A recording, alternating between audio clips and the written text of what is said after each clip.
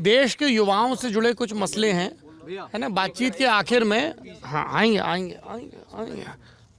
तो देश के युवाओं से जुड़े कुछ मसले हैं, अरे आएंगे भाई साहब, है ना। तो उन पे मैं आप लोगों की राय जानना चाहता हूँ। देश के युवाओं से, खास तौर पे पुरुषों से जुड़ा एक मसला है दहेज का। तो आप में से कितने लोगों ने दहेज लेके शादी की है? कहाँ शादी हुआ है दहेज लेके शादी करेंगे? रीना की शादी में इतना है कि बहुत तगड़ा दहेज लिया जाएगा। मतलब हम एक्शन पे जाएंगे क्या? ऐसे बात कर रहे हैं लोग। नहीं, ये तय है, हमसे बताया गया, खुद दीना ये बताए हैं कि भैया मेरे साथ ये बहुत बड़ी समस्या है कि मेरे पिताजी जहाँ ऊंचा दहेज मिलेगा वो लड़की नहीं देखेंगे, शादी तय कर देंगे। ये लेना नहीं चाहते हैं, ये व्यक्तिगत तौर पे लेना नहीं चाहते हैं क्योंकि ये कहीं और कमिटेड हैं। अरे यार मतलब सारा कहानी यही लोग बना दी। जैसे देवेंद्र भैया के साथ ऐसा हो रहा था कि इनको कुछ नहीं पता और इनके साथ सुरसरा और सुंदरी पता नहीं क्या क्या चल रहा है। सुरसरा क्या होता है? फगुआ चल रहा है, ये फगुआ का हाँ दहेज। जी सर, बताना चाहेंगे कि सर एक विधि विद्यार्थी यार एक सेकंड, क्या हुआ? थोड़ा कुछ बिस्किट के आदान प्रदान में उसके पीछे एक विधि विद्यार्थी होने के नाते बताइए कौन कौन सा मुकदमा लगेगा अगर ये दीना दहेज लेंगे? सर वो अभी हम नहीं बता सकते हैं। कौन बताएगा? LLM वाले सीनियर कहाँ गए? हाँ, अगर ये दीना दहेज लेगा तो उस पर कौन कौन सी धाराओं में मुकदमा लगेगा? दहेज प्रतिशत अधिनियम के अंतर्गत लगेगा। अभी हमें डायरेक्ट देखना पड़ेगा, हमको पूरा पता नहीं है। नहीं पता है दहेज पर। उस पे हमारा कहने का मतलब ये है कि समाज को एक तरह के वकील जो होते हैं जागरूक करने का भी काम करते हैं। हमने दहेज प्रथा अधिनियम जो पढ़ेंगे मतलब आगे उसको, अगर हम ही लोग दहेज लेंगे, संभाल के ले जाना। हाँ भैया, यदि हम ही लोग दहेज की बातें करेंगे तो एक समाज, तो इसीलिए पूछ रहे हैं, थ्योरी क्या बता रहे हो? हम पूछ रहे हैं ये कुव्यवस्था जो कुप्रथा है ये कैसे दूर होगी? उनने तो फटाक से कह दिया कि दीना 58 लाख लेगा। नई जनरेशन दूर करेगी इसको। दूर करेगी। तुम नहीं लोगे दहेज? नहीं लेंगे। तो पापा कहेंगे कि हाँ, नहीं। इंटरकास्ट। प्रेम विवाह से, देखिए प्रेम विवाह से अभी वो मजाक में कहे हैं, अलग बात है, लेकिन हम बता रहे हैं जात, प्रेम में जात नहीं आती है, प्रेम कभी जाति नहीं देखती है। अगर सही बात है, ठीक है। शादी के लिए जात देखी जाती है। पहली बात अरे कैसे कह रहे हो? हमने नहीं देखी। आप नहीं देखे ना। अरे तो फिर तो ये कल्चर क्या? कल्चर तुम्हारे बनाने से कल्चर बनेगा? किस कल्चर की पालकी ढो रहे हो भाई?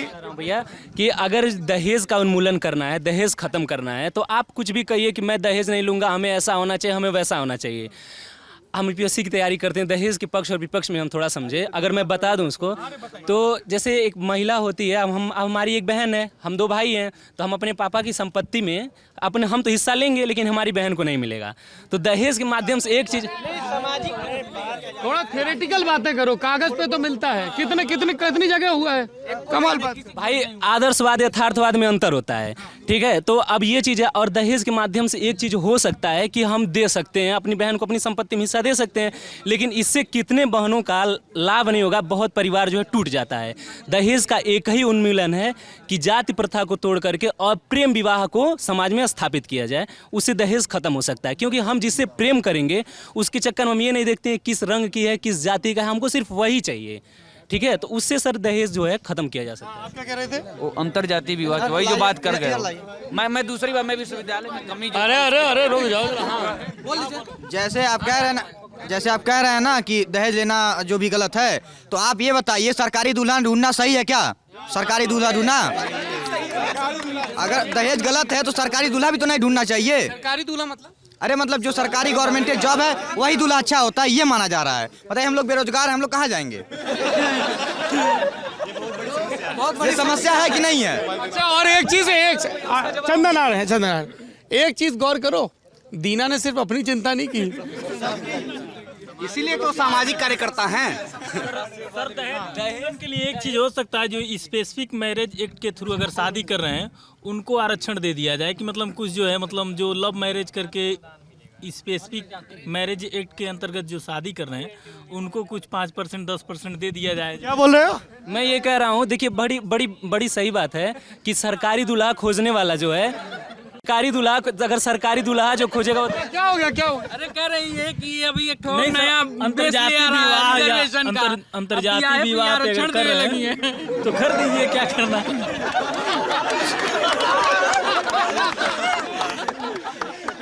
अच्छा हाँ, उसमें जो है सर, जैसे ये हुआ ना कि इसलिए थोड़ी ना पढ़ा जाता है कि हम सरकारी नौकरी मिलेगी दहेज में। सरकारी नौकरी से आप समाज का भला भी कर सकते हैं। जिस परिवेश से आते हैं सरकारी नौकरी में, सिस्टम में बदलाव करिए, पहली बात। दूसरी बात, जब एंटी रोमियो का आप समर्थन करेंगे तो आप दहेज अपनी बहन के लिए देंगे ही देंगे। नहीं इसका क्या कनेक्शन है दोनों? एंटी रोमियो क्या कहती है सर कि नहीं, प्रेम नहीं करना चाहिए। एंटी रोमियो छेड़खानी के खिलाफ है, जो लड़कियों को हो ना, एंटी रोमियो बनाई गई छेड़खानी के लिए। सर प्रैक्टिकल यही है कि प्रेम के खिलाफ है। दूसरी चीज़ ये कि ये नाम ही गलत है।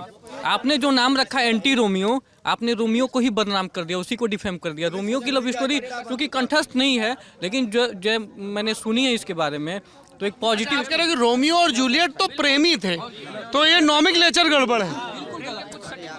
जी प्रणाम है। अंकित पांडे जी। प्रेम के कुछ सटीक उदाहरण हैं, जैसे लैला मजनू, रोमियो जूलियट। अगर हम इन्हीं को बदनाम करते रहेंगे तो फिर किसको देख के युवा प्रेम करेंगे, कहाँ से प्रेरणा लेंगे? आप लोगों की योगी थोड़ी किया जाता है। एक सेकंड, तो आप लोगों की योगी आदित्यनाथ से क्या ये अपील है कि उसको एंटी रोमियो की जगह कुछ और नाम रखा जाए? बिल्कुल दुर्गा शक्ति कर दें। दुर्गा शक्ति बिल्कुल हुआ था, कुछ प्रदेशों में हुआ था ऐसा, शायद मध्य प्रदेश या कहीं हुआ था, या हरियाणा में, आपको तो ज़्यादा याद होगा सर। बिल्कुल सारा प्रेशर भैया को दिया जा रहा है, जो हमको नहीं याद वो आपको याद होगा। हम तो आपको ही देखते हैं, हमारे मोबाइल में कई स्क्रीन रिकॉर्डिंग होंगे आपके वीडियोस के, और हम स्टेटस लगाते हैं। हमारे भाई अनुज शुक्ला जी, वो भी कहते हैं अरे यार भेजो, मैं भी लगाऊं। अभी मैं आपको अपना मोबाइल दिखाऊं तो 2-3 कम से कम आपके स्क्रीन रिकॉर्डर होंगे। जैसे आपने हाल ही में उत्तराखंड में अभी एक महिला को, जिसको सस्पेंड कर दिया गया, कुछ लोग उसके हाथ का बनाया खाना जो है खाने से मना कर देते हैं। आपने कहा था समझ में आती है लेकिन स्वीकार नहीं होती है बच्चों की गलती। ये भी हमने आज भी हमारे मोबाइल में अवेलेबल है। फिर एक आध चीज़, एक बार आपने उड़ीसा में, अगला इसी पे आने वाला था, आपका एक सर जो वो आता है डेली न्यूज़ शो, उसमें एक चीज़ बहुत बेहतरीन होती है, आज का वीडियो, उसमें बहुत बेहतरीन चीज़ें दिखाई जाती हैं जो ज़मीनी स्तर की होती हैं। ऑर्डिनरी है। और जो है एक बार उड़ीसा का आपने दिखाया था कि एक महिला हैं, उनको वृद्धा पेंशन आता है, इकलौती उनकी लड़की हैं, तो बैंक नहीं जा पाती हैं, बैंक का कोई कर्मचारी भी नहीं आ पा रहा है, तो खटिया पे लेटा करके और खींच के ले जा रही हैं। आप ही का दिखाया हुआ है वीडियो। ये सारी चीज़ें हैं। तो हाँ जी, दहेज पे क्या बोल रहे थे भैया? दहेज रोकने की बात जो कही गई है, सोसाइटी की कोई भी प्रॉब्लम होती है तो उसको रोकने का सिर्फ 2 तरीका है, या तो लॉ रोक सके या तो एजुकेशन रोक सकता है। या तो दहेज न लेने के लिए हमारे जो युवा हैं उनको पढ़ाया जाए, उनको समझाया जाए। तुम लोग तो पढ़े हो, तुम लोग में से कितने ये दावे के साथ कह सकते हैं? ऐसे कैमरे पे तो कोई नहीं कहेगा। हम कह देंगे भाई नहीं दहेज लेंगे, मैं कहेंगे, आप कहेंगे, आपके साथ भी इन्होंने एजुकेशन की बात की, तो एक आती है ज्ञान की परंपरा और एक परंपरा का ज्ञान।